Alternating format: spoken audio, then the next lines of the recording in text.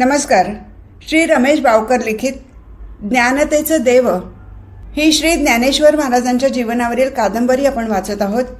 आज आपण 25व्या प्रकरणाला सुरुवात करतो आहोत. वाचवा हो वाचवा, कोणीतरी माझ्या मुलाला वाचवा. नदीच्या पात्रातून गटांगळ्या खात चाललेल्या स्वतःच्या मुलाला पाहून गणेश भट्टांच्या पत्नी यमुनाबाई ओरडल्या व तेथेच बेशुद्ध पडल्या.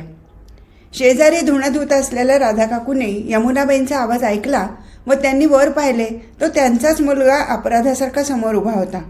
राधाकाकूंनी मुलाला ओरडून विचारले, सध्या गाढवा, काय केलेस गजाननाला? आई, आम्ही शिवणापाणी खेळत होतो, तर तो गजानन मला शिवायला आला तर मी त्याला ढकलले आणि आई तो धारेत पडला. आई, माझ्याकडून ते चुकून झाले, असे म्हणून सदाशिव रडू लागला.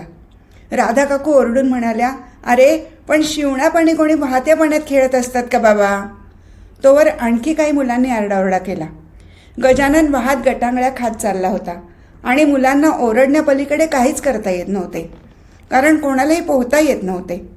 मुलांचा आरडाओरडा ऐकून बायकाही ओरडू लागल्या. काही बायकांनी यमुनाबाईंना सावरले व वाळूत आणून निजवले. कोणी त्यांना वारा घालू लागल्या. धारेच्या खालच्या बाजूला थोड्याच अंतरावर विठ्ठलपंत काठावर कपडे धुत होते. रुक्मिणी आजारी असल्याने कपडे धुण्याचे काम विठ्ठलपंतांकडे आले होते. ज्ञानदेव मदतीला होता. निवृत्ती घरात रुक्मिणीकडे सोपान मुक्ताकडे पाहण्यासाठी थांबले होते. मुलांच्या ओरडण्याचा आवाज ऐकताच विठ्ठलपंतांनी स्वतःला पाण्यात झोकून दिले व ते पाण्याच्या धारेत आले. तोच त्यांना गटांगळ्या खाणारा गजानन दिसला. विठ्ठलपंतांनी गजाननाचे बखोटे धरले व त्याचे तोंड पाण्याच्या वर काढले. त्याला काठावर आणले. गजाननाची अवस्था पाहून विठ्ठलपंत ज्ञानदेवाला म्हणाले, ज्ञाना, तू कपडे पहा, मी याला कुंभारवाड्यात गौरीकडे घेऊन जातो. त्याच्या पोटातील पाणी काढले पाहिजे. असे म्हणून विठ्ठलपंतांनी मुलाला खांद्यावर टाकले व ते वेगाने कुंभारवाड्याकडे निघाले. लांबून मुले पाहतच होती.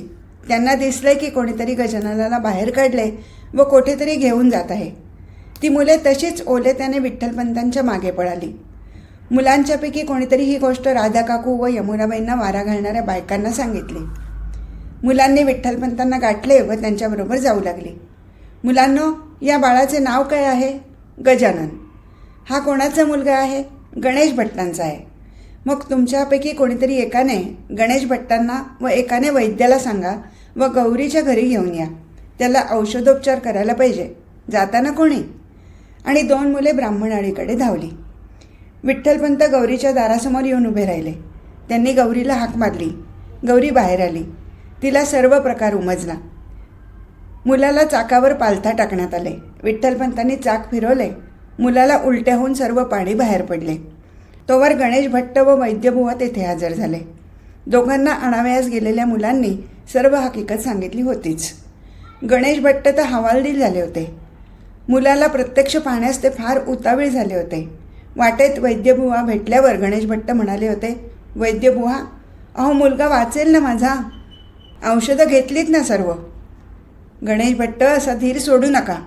मुलाची परिस्थिती पाहिली की कळेल सर्व काही. पण मुलांनी सांगितलेल्या हकीकतीवरून तरी काही धोका दिसत नाही. शांत व्हा. बरं होईल हो. अहो, एकुलता एक मुलगा आहे आम्हाला. विठ्ठलपंतांनी वैद्यबुवाच्या ताब्यात गजाननाला दिले. वैद्यबुवांनी गजाननाला तपासले. कसले तरी चाटण त्याच्या जिभेला लावले. कसले तरी चूर्ण त्याच्या छातीला चोळले. दोन्ही कानात फुंकर घालून कानात कसले तरी 2 थेंब औषध घातले. 10-15 पळे गेली. तोवर गणेश भट्ट श्वास रोखून मुलाकडे पाहत होते आणि थोड्या वेळातच गजानन हालचाल करू लागला. मुलगा हालचाल करू लागल्याचे विठ्ठलपंतांनी पाहिले व त्यांनी गर्दीतून हळूच काढता पाय घेतला. गर्दी सोडून ते मोकळ्यावर आले तर त्यांनी पाहिले ज्ञानदेव एका बाजूला ओल्या कपड्याचे गाठोडे घेऊन उभा होता. ज्ञाना, तू कशाला आलास इकडे? बाबा, माझे मन तिथे लागे ना, म्हणून मुलाची चौकशी करण्यासाठी येथे आलो. बाबा, मुलाला आता बरे वाटते ना? ज्ञाना, तो थोड्या वेळातच शुद्धीवर येईल. वैद्य व त्या मुलाचे वडील तेथे आलेत. वैद्यांनी त्याला औषधही दिले आहे. मुलगा हालचालही करू लागला आहे. ज्ञाना, चला आता आपण आपलं काम बघू. बाबा, मी धुतले कपडे. बघा बरे निघालेत का? वा, छानच धुतलेस. कपडे चांगले निघालेत. बरे झाले. आण ते कपडे. घरी गेल्यावर घट्ट पिळून वाळत टाकू. ज्ञानदेवाला बरोबर घेऊन विठ्ठलपंत झोपडीकडे निघाले. इकडे थोड्याच वेळात गजानन हालचाल करू लागला. इतक्यात घाटावरील बायकांचा घोळका यमुनाबाईंना घेऊन कुंभारवाड्यात आला. यमुनाबाई मुलाजवळ जाऊन त्याला हाका मारू लागल्या. मुलाने थोड्या वेळाने डोळे उघडले आणि मुलगा चांगलाच शुद्धीवर आला. गणेश भट्ट मुलाला म्हणाले, गजानना, तुला आता बरे वाटते ना? गजाननाने मान हलवली तेव्हा गणेश भट्ट व यमुनाबाई यांची मने शांत झाली.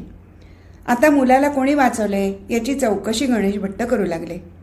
मुलांपैकी एकाने सांगितले, काका, विठ्ठलपंतांनी गजाननाला बाहेर काढले व येथे आणले. आणि मग मुलांनी जे जे घडले ते सर्व गणेश भट्टांना सांगितले. अरे, मग विठ्ठलपंत कुठे दिसत नाहीत ते? आणि विठ्ठलपंतांची शोधाशोध सुरू झाली. तेव्हा एका मुलाने सांगितले की ते घरी गेले. गणेश भट्ट ते ऐकून दूरवर जाणाऱ्या विठ्ठलपंतांच्या पाठमोऱ्या आकृतीकडे पाहू लागले. त्यांच्या मनात विचार आला, पाहिलं, आम्ही किती आत्मकेंद्री आहोत. आमच्या मुलाचा विचार प्रथम, पण त्याला वाचवणाऱ्याची आम्ही साधी चौकशीही केली नाही. स्वतःचा जीव धोक्यात घालून मुलाला वाचवले, पण कोणतीही साध्या शब्दाचीही अपेक्षा न ठेवता ते निघून गेले. त्यांना आमच्या स्वार्थीपणाचा राग तर आला नसेल. आम्ही त्याला वाळीत टाकूनही त्यांनी वेळ प्रसंगात आमच्या मुलाचे प्राण वाचवण्याचा केवढ्या मनाचा मोठेपणा दाखवला. त्यांच्या मनाच्या उंचीपुढे आम्ही तर आता फारच खुजे वाटत आहोत. असा विचार करून गणेश भट्ट म्हणाले, राधा काकू व मुलांनो आणि वैद्यबुवा, तुम्ही सर्व आमच्या हिला व मुलाला घेऊन घरी जा. त्या दोघांनाही औषध द्या. मी विठ्ठलपंतांकडे जाऊन येतो. विठ्ठलपंतांच्या झोपडीसमोर गणेश भट्ट उभे राहिले. निवृत्ती ज्ञानदेव एका सुरात गीतेचे अध्याय म्हणत होते. धीमे, स्पष्ट व सुरेल निघणारे शब्दध्वनी ऐकत राहावे असे गणेश भट्टांना वाटल्यावरून ते अंमळ काही क्षण ते स्वर ऐकत राहिले. गणेश भट्टांना विठ्ठलपंतांविषयी सहानुभूती होती. विठ्ठलपंत व्युत्पन्न ब्राह्मण आहेत, तशीच त्यांची मुलेही झालेली दिसतात. गीतेच्या पाठाचा उच्चार इतका स्पष्ट व लयबद्ध म्हणजे गीतेच्या अर्थाची जाण असल्याशिवाय हे पाठांतर घडणे शक्य नाही, असा विचारही गणेश भट्टांच्या मनात येऊन गेला. स्वराची लयबद्धता मोडू नये असा विचार करून गणेश भट्ट अध्याय पुरा होण्याची वाट पाहू लागले. पण चालू अध्याय संपताच पुढचा अध्याय सुरू झाल्याचे त्यांच्या लक्षात आले. म्हणून ते पुन्हा विठ्ठलपंतांना हाका मारण्याचे थांबले. इतक्यात ज्ञानदेव लाकूड घेण्यासाठी बाहेर आला. त्याला गणेश भट्ट उभे असल्याचे दिसले. ज्ञानदेवाचा गीतापाठ थांबला. तसा निवृत्तीचाही गीतापाठ थांबला. ज्ञानदेव झटकन आत गेला व त्याने विठ्ठलपंतांना गणेश भट्ट आल्याचे सांगितले. विठ्ठलपंत ओले हात पुसत बाहेर आले. गणेश भट्ट बाहेर एका दगडावर बसून होते. ते गीतेच्या लयबद्ध स्वरात हरवलेले होते. गीतापाठ बंद झाला व विठ्ठलपंत येऊन समोर उभे राहिले हे गणेश भट्टांच्या लक्षात आले नाही. विठ्ठलपंतांनी हाक मारली तेव्हा ते दचकून जागे झाले व त्यांनी विठ्ठलपंतांकडे पाहिले. विठ्ठलपंत म्हणाले, गणेश भट्ट, आपणासारखा थोर ब्राह्मण माझ्या दारी येऊन मी त्याचे काहीच स्वागत करू शकत नाही याचे मला वाईट वाटते. माझा कोणताही उपचार आपणाला चालणार नाही. आम्ही शूद्राहून शूद्र आहोत. गणेश भट्ट, क्षमा असावी. गणेश भट्टांनी विठ्ठलपंतांच्या ओठाजवळ हात नेला व ते म्हणाले, विठ्ठलपंत, छे छे, आपण तरी असे म्हणू नये. अलंकापुरीकर ब्राह्मण काहीही म्हणत, पण माझ्या मनात तुमच्याविषयी पूज्य भावच आहे. परिस्थिती नाही आपणासारखे. गणेश भट्ट, असो, प्रारब्ध कोणाला चुकले? बोला, मी आपली काय सेवा करू? किम निमित्त आपण आलात ते कळले तर बरे होईल. विठ्ठलपंत, मी आपले आभार मानायला आलो आहे. गणेश भट्ट, आभार कशासाठी? अहो, माझा मुलगा असता तर मी नसतो का असाच धावलो? मूल कोणाचे हे महत्त्वाचे नाही, ते बुडत होते. ते वाचले ही परमेश्वराची कृपा आहे. रुक्मिणीची प्रकृती ठीक नव्हती म्हणून मी आज मुलांचे कपडे धुण्यास गेलो होतो म्हणून, नाहीतर माझी तेथे असण्याची ही वेळच नव्हती. म्हणून मी तर केवळ निमित्त आहे. ही तर परमेश्वराची योजना आहे. आपण परमेश्वराचे आभार माना, त्याचा कृपाप्रसाद आहे. निवृत्ती ज्ञानदेव ओट्यावर उभे राहून हा संवाद ऐकत होते. नाही नाही विठ्ठलपंत, मी आपणासाठी काहीतरी केल्याशिवाय मला आपण केलेल्या उपकारातून मुक्तता मिळणार नाही. गणेश भट्ट, तुमचा आशीर्वाद, तुमच्या सदिच्छाच आम्हाला समाधान देत असतात. बाकी आम्हा संन्याशास काय पाहिजे? समाज आम्हाला पोचतो. हे समाजाचे उपकार कसे फेडावे आम्ही? विठ्ठलपंत, आपली समाजसेवा आमच्या कानी आहे. आपण पंचक्रोशीतील सामान्य जनांच्या मागे उभे राहून त्यांना न्याय्य सल्ला देण्याचे काम करीत आहात. लोकांच्या सावकाराकडे असलेल्या जमिनी सोडवून देण्यासाठीही आपण फार मोठी मदत करीत आहात हे मला समजले आहे. त्यामुळे गावकीचा कारभार करणाऱ्या पाटील व सावकार यांचा रोष तुम्ही ओढून घेतला आहे हेही माहीत आहे. आपण पडद्याआडून कार्य करत आहात तरी पंचक्रोशीतून तुमच्या नावाचा गवगवा बराच आहे. ते असो, आपण मला काहीतरी करण्यास संधी द्याच एवढे मला सांगायचे आहे.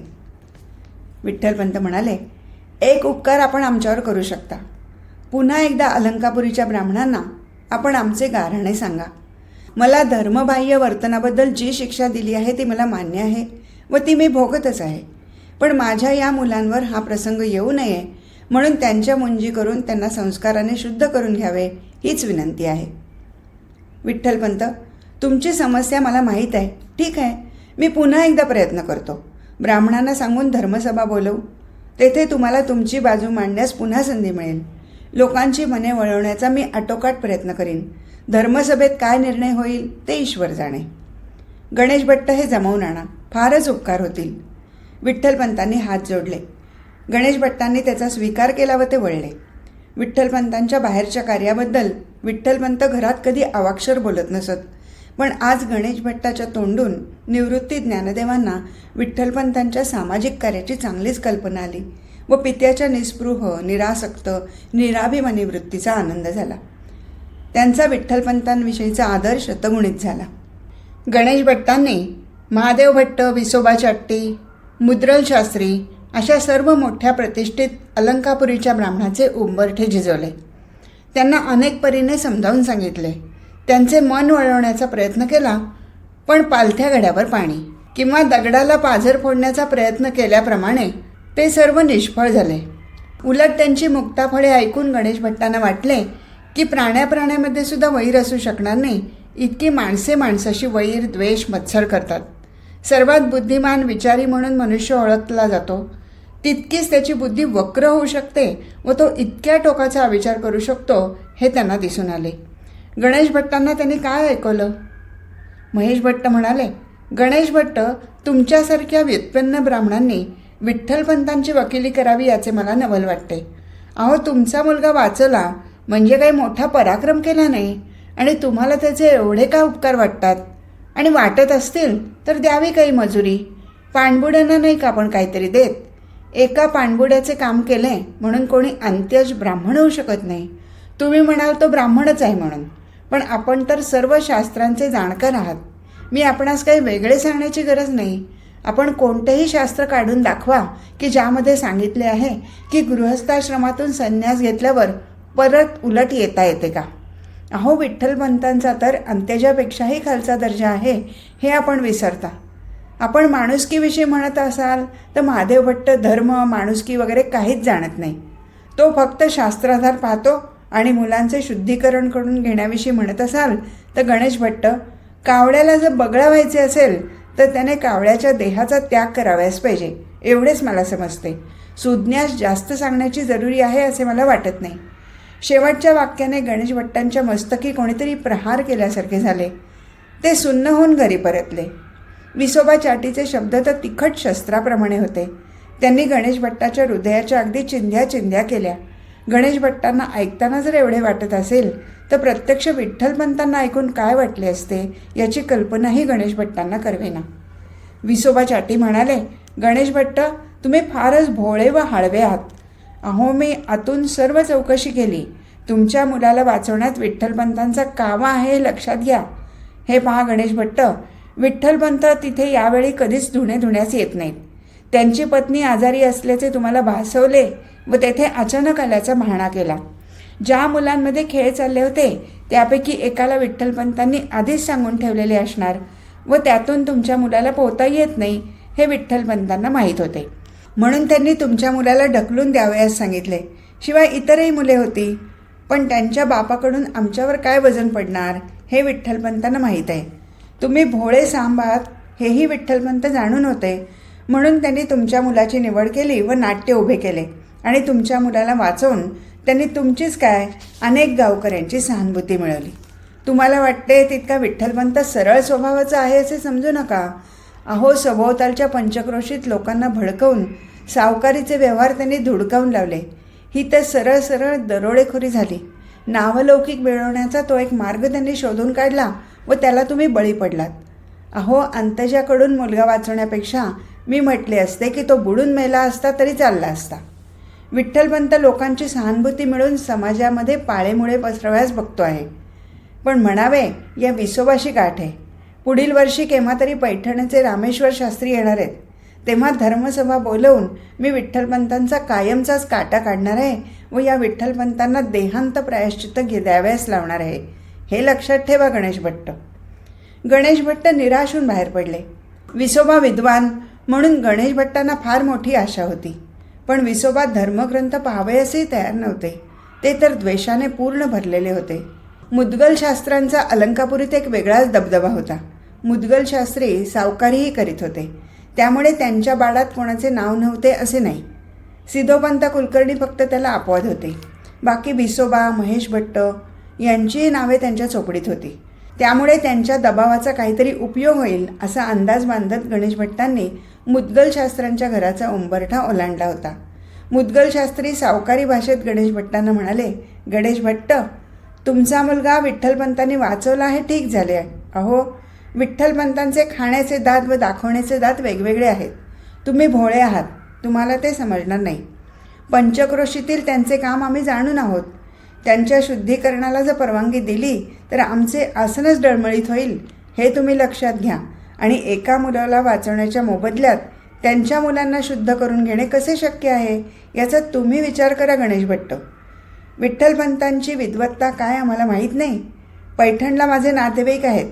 त्यांनी मला विठ्ठलपंतांविषयी सर्व काही सांगितले आहे. गणेश भट्ट, तुम्हीच सांगा, सावकारी म्हणजे काय साधी गोष्ट आहे का? अहो, दिडकी जमवायची आणि लोकांच्या गरजेला उपयोगी पडायचे. पैसे परत येण्याची खात्री काय, तर त्यांच्या जमिनीचा तुकडा किंवा गहाणवट. मग मला सांगा, दिडकीला दिडकी घेऊन आम्ही काय पोटात माती भरायची? तेव्हा दुसऱ्याच्या अडचणीचा उपयोग करून घेणे हा तर आमचा फायदा असतो. आणि विठ्ठलपंत तर त्याच्याच मुळावर असतात. मग मला सांगा, मी तरी अशी आग गावात सगळीकडे पसरावायला कसा हो म्हणेन? मी तर म्हणतो की, म्हणजे मी म्हणत नाही विसोबा, महादेव भट म्हणतात की विठ्ठलपंतांनी केलेले आश्रम संक्रमणाला देहांतच प्रायश्चित्त आहे म्हणून. मला वाटते गणेश भट्ट, ते बोलतात तेच योग्य आहे बाबा. आणि गणेश भट्ट, तुम्ही तरी कशाला भानगडीत पडता? तुमच्या मुलाला वाचवलंय ना, मग द्या काहीतरी विठ्ठलपंतांना. धान्य द्या, जुना कपडा द्या. त्यांचे कुटुंब पार उघड्यावर पडलेले आहे. तुमची उपकाराची फेड झाली, त्यांचे काम झाले. तेव्हा तुम्ही हा विषय सोडून द्या आणि घरी जा. गणेश भट्टांच्या तोंडाला मुद्गल शास्त्रीने अशा प्रकारे पाने पुसली. मध्यान्हीची वेळ होती. गणेश भट्ट खाली मान घालून रस्त्याने चालले होते. डोक्यात एक विषय होता की विठ्ठलपंतांनी केलेल्या उपकाराची परतफेड कशी करावी. कारण गावातील कोणाकडूनही काही घ्यायचे नाही असे विठ्ठलपंतांनी ठरवल्याने ते अलंकापुरीत भिक्षाही मागत नसत. पंचक्रोशीत भिक्षा मागवयात जात असत. पण त्याचबरोबर त्यांना अलंकापुरीही सोडवायची नव्हती, हेही खरे होते. महादेव भट्ट व विसोबा यांनी तसा प्रयत्न करून पाहिला, पण विठ्ठलपंतांनी त्यांचे सर्व प्रयत्न निष्फळ करून सोडले. गणेश भट्टांनी विठ्ठलपंतांसाठी जो प्रयत्न केला त्याला सगळ्यांकडून नकार घंटाच वाजली, तर विठ्ठलपंतांना देहांत प्रायश्चित्तच द्यावे लागेल असे सर्वांनी निक्षून सांगितले. म्हणजे आता विठ्ठलपंतांनी विचारल्यावर काही आशादायक शब्दांऐवजी देहांत प्रायश्चित्तच द्यावे लागेल असे सांगण्याची पाळी आली आहे. म्हणजे आता कोणत्या तोंडाने विठ्ठलपंतांना भेटावे या विचारात गणेश भट्ट चालले होते. तोच त्यांना कोणीतरी समोरून जवळ आल्याची जाणीव झाली. म्हणून गणेश भट्टांनी मान भरून करून पाहिले तर समोर विठ्ठलपंतच उभे होते. विठ्ठलपंत म्हणाले, नमस्कार गणेश भट्ट. आपण आणि अशा मध्यान्ह समयी निघालो होतो कामाला. मग आता विचार बदलला? होय, परत घरी जावं म्हणतो. गणेश भट्ट, आमचे अशुभ दर्शन झाले म्हणून. गणेश भट्टांनी चमकून विठ्ठलपंतांच्या चेहऱ्याकडे पाहिले. तेथे एक मंद स्मित त्यांना दिसले. गणेश भट्ट, विठ्ठलपंत, आपले आणि अशुभ दर्शन? छे, माझ्या मनात असा विचार कधीच आला नाही आणि येणारही नाही. उलट मी विचार करत होतो की तुम्हाला कसे तोंड दाखवावे, कारण आपले काम करणे मला शक्य नाही. गावातील मान्यवर मंडळी काय वाटेल ते बोलतात. धर्मसभा भरवण्याचा काही उपयोग होईल असे मला वाटत नाही. गणेश भट्ट, वाटेल ते म्हणजे तरी नेमके काय म्हणतात ते तरी कळेल मला. छे विठ्ठलपंत, माझ्याकडून ते शब्द उच्चारले जाणार नाहीत कधी. आपण बिलकुल वाईट वाटून घेऊ नका. गणेश भट्ट, अगदी देहांत प्रायश्चित्त असे शब्द जरी माझ्या कानी आले तरी मी तशी मनाची तयारी केली आहे. आपण निश्चिंत असा आणि सांगा. आणि मग गणेश भट्टांनी कोणी काय काय म्हटले ते सांगितले. विठ्ठलपंतांनी शांतपणे ते सर्व ऐकून घेतले. विठ्ठलपंत म्हणाले, ठीक आहे, निघतो मी. गणेश भट्टांनी विठ्ठलपंतांच्या चेहऱ्याकडे पाहिले. पहिल्यासारखाच तो शांत होता. त्यात कोठेही चलबिचल नव्हती. आणि विठ्ठलपंत गणेश भट्टांच्या बाजूने भिक्षेसाठी निघून गेले. गणेश भट्ट विठ्ठलपंतांच्या पाठमोऱ्या आकृतीकडे पाहत होते. गणेश भट्ट मनात पुटपुटले, धन्य तुमची विठ्ठलपंत, हे सर्व ऐकून किती सहजपणे पचवलेत.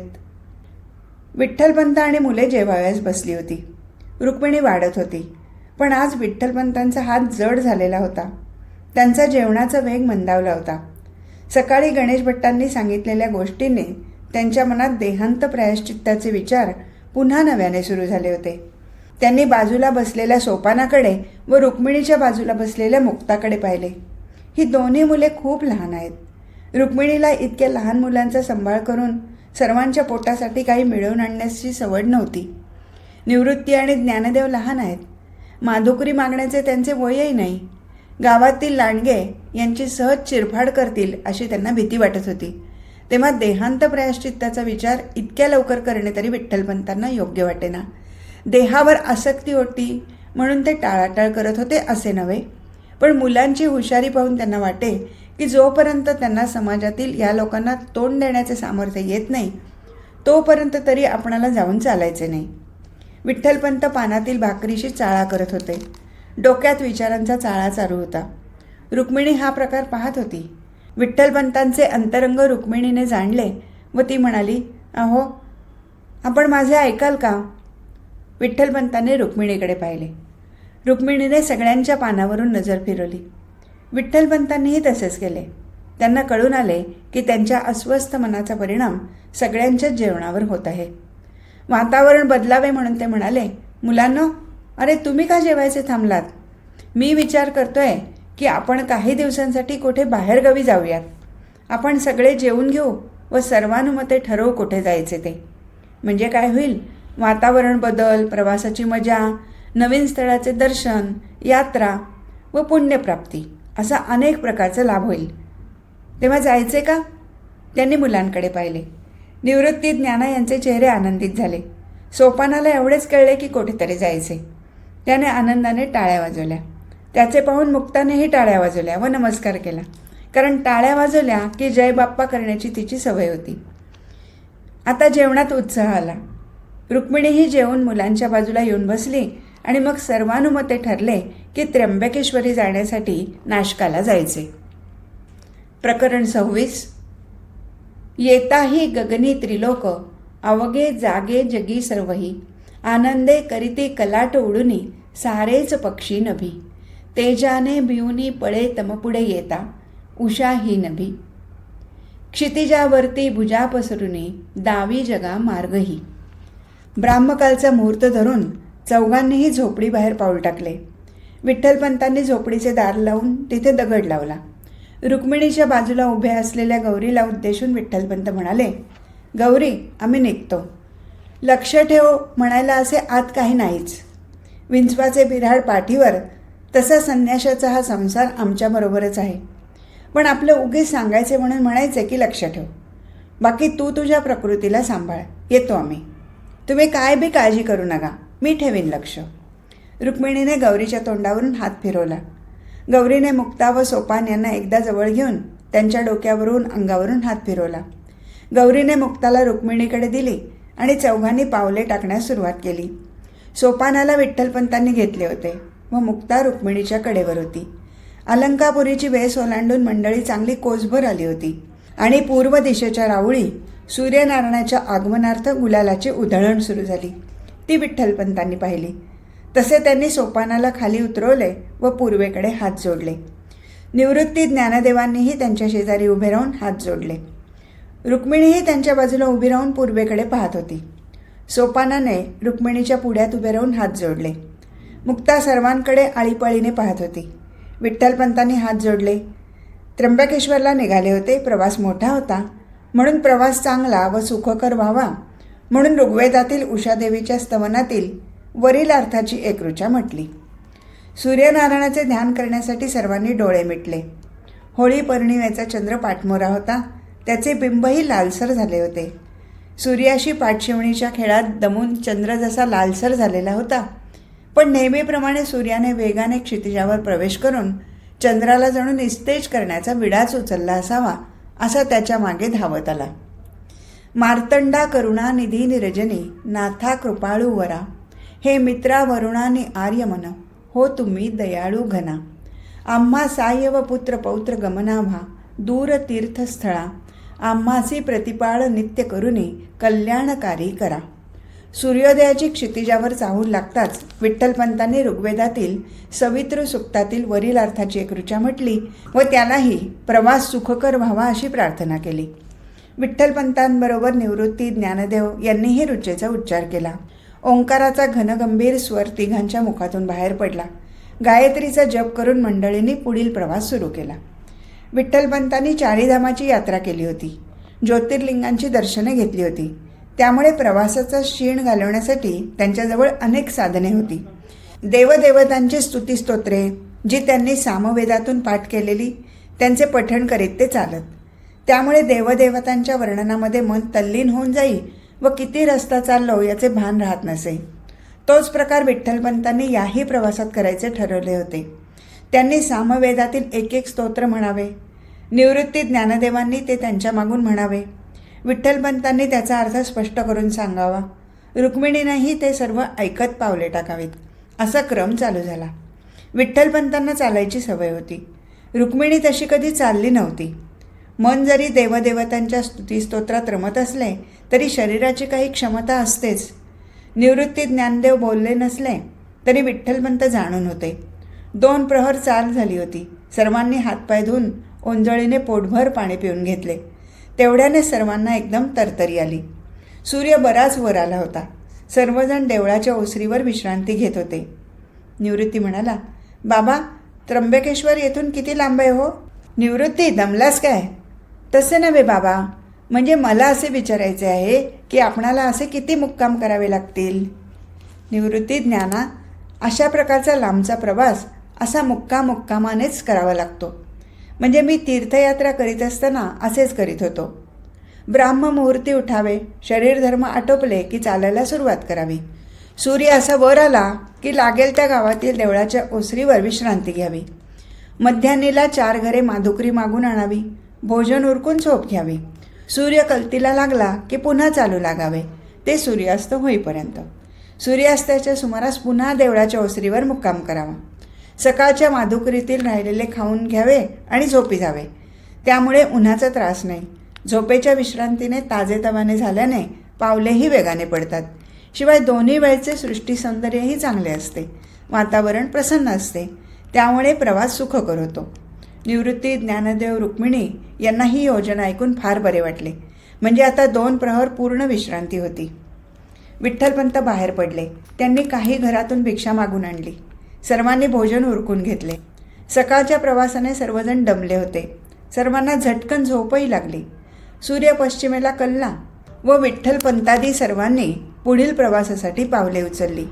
डोंगर, दर्या, घनदाट वनराई, झुळझुळ वाहणारी निर्झर, विविध प्रकारच्या जातीचे रंगीबेरंगी पक्षी, फुलपाखरे, वाऱ्यावर डोलणारी हिरवीगार शेते या सर्वांची ओळख मुलांना अगदी जवळून झाली. वाळलेल्या पाचोळ्यावरून चालताना होणारा चुरचूर आवाज ऐकून मुलांना खूपच मजा वाटत होती. निवृत्ती ज्ञानदेवाचे चालणे पाहून सोपानाला सुद्धा चालण्याची इच्छा झाली. तो विठ्ठलपंतांच्या कडेवरून खाली उतरला व त्याने पाचोळ्यात पाय ठेवला. तो चुर्र असा आवाज झाला. सोपानाला गंमत वाटली. त्याने हळूहळू पावले टाकायला सुरुवात केली. असे प्रत्येक पावलाबरोबर तो गंमतशीर आवाज ऐकून सोपानाला आनंद झाला. आता तर त्याने धावायला सुरुवात केली. त्याने निवृत्ती ज्ञानदेवाचे हात दोन्ही हाताने धरले व तो त्यांच्याबरोबर पुढे चालू लागला. मागून विठ्ठलपंत, रुक्मिणी चालत होती. मुक्ता झाडावरील पक्ष्यांकडे पाहत बोट दाखवत होती व तोंडाने ती सर्वच पक्ष्यांना चिऊ काऊ म्हणून संबोधत होती. रुक्मिणी विठ्ठलपंत तिला पक्ष्याची नावे सांगत होती, पण मुक्ता त्याकडे दुर्लक्ष करून काऊ चिऊच म्हणत होती, कारण तीच नावे तिला माहीत होती. सूर्याने पश्चिम डोंगरावरून पलीकडे उडी घेतली आणि विठ्ठलपंतांनी चहूकडे नजर फिरवली. उजव्या हाताच्या बाजूला झाडीतून धूर येत होता. त्यांनी निवृत्ती ज्ञानदेवाला हाक मारली. रुक्मिणीला उद्देशून ते म्हणाले, आपण तिकडे जाऊया. तेथे कोणाचं तरी निवासस्थान आहेसे वाटते. तेथे मुक्काम करू व उद्या पुढील प्रवासाला निघू. चालता चालता ते एका झोपडीपाशी आले. विठ्ठलपंतांनी बाहेर बसलेल्या शेतकऱ्याला स्वतःची ओळख करून दिली व त्यांनी रात्रभराच्या निवासासाठी जागा देण्याची विनंती केली. शेतकऱ्याने आनंदाने त्यांना ओसरीवर जागा दिली. अशा प्रकारे मजल दरमजल करीत कुलकर्णी कुटुंब पुढे पुढे चालले होते. डोंगरमाथा घाट संपला तसा सपाट प्रदेश सुरू झाला. झाडाची सावली संपली तसे उन्हाने चटका द्यायला सुरुवात केली. तशी डोक्याला फडकी बांधण्याची कल्पना निघाली. विठ्ठलपंत, निवृत्ती, ज्ञानदेव यांनी धोत्राचे पांढरे फडके बांधले तर रुक्मिणीने मुक्ताला लुगड्याचा तुकडा बांधला व असाच एक लुगड्याचा तुकडा ती सोपानाला बांधू लागली. तेव्हा तो म्हणाला, आई, मला नको हा लुगड्याचा तुकडा. मी काय मुलगी आहे का? मला धोत्राचाच तुकडा बांध. सोपानाचे हे बोलणे ऐकून सर्वांनाच हसू आले. विठ्ठलपंत म्हणाले, सोपाना, लुगड्याचा तुकडा डोक्याला बांधला म्हणून तुला रे कोण मुलगी म्हणणार आहे? तू काय मुक्तासारखी वेणी घातली आहेस का? पण बाबा, नको ना मला. लुगड्याचा तुकडा बांधल्यावर वेणी कशी दिसेल बाबा? सोपान, अरे वेणी दिसली नाही म्हणून काय झाले? तू काय परकर पोलका नेसला आहेस का? रुक्मिणी म्हणाली, सोपान बाळा, अरे तू लहान आहेस ना, म्हणून तू काहीही केले तरी चांगले दिसते. पण निवृत्ती ज्ञानदेव मोठे आहेत ना, त्यांना लुगड्याचा तुकडा वाईट दिसेल म्हणून त्यांना धोत्राचा तुकडा दिला. हां, रुक्मिणी, धोत्राचा तुकडा असेल तर बांध त्याच्या डोक्याला. मुलगा म्हणून समजला पाहिजे, होय ना सोपाना? सोपानाने मान हलवली. चौघेही हसली, पण सोपानाला त्यांच्या हसण्याचे कारण समजले नाही. रुक्मिणीने धोत्राचा एक तुकडा सोपानाच्या डोक्याला बांधला. तेव्हा तो पुन्हा निवृत्ती, ज्ञानदेव यांचा हात धरून पुढे चालू लागला. सभोवताली पसरलेल्या जमिनी हिरव्यागार दिसत होत्या. कुठे भुईमूग, हरभरा तर कुठे गहू दिसत होता. भुईमुगाच्या शेंगात दाणे तयार झाले होते, त्यामुळे वरची पालवी पिवळी दिसत होती. हरभऱ्याच्या घाट्यात दाणे भरू लागले होते. गव्हाच्या लोंब्याही भरलेल्या दिसत होत्या. कुठे कुठे गहूही पिवळा पडू लागला होता. मुले हे पाहत चालली होती. विठ्ठलपंत माहिती देत होते. निवृत्ती, ज्ञानदेव हे सर्व ऐकून व प्रत्यक्ष पाहून निसर्गाजवळील अमाप संपत्तीचा अंदाज बांधत होते. लाखो लोकांचे पोषण करणारी ही धरती माता किती निरपेक्षतेने दान करते याचा विचार निवृत्ती ज्ञानदेवांच्या मनात येऊन गेला. फळांनी लगडलेले वृक्ष, फुलाफळांनी भरलेल्या वेली पाहून अनंत हस्ते कमलावरानेचा प्रत्यय त्यांना होत होता.